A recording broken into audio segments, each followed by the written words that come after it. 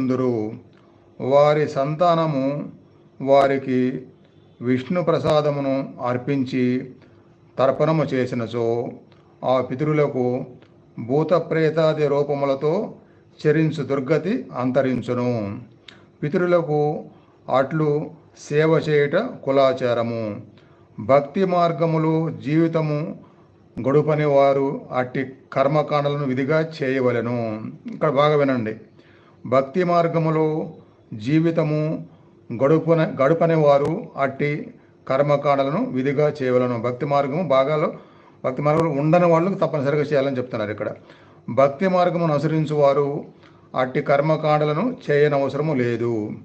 కేవలము తమ భగవత్కైంకర్యము వలననే తమ పితరులు అనుభవించు సర్వ దైన్యములను వారు నివారింపగలరు.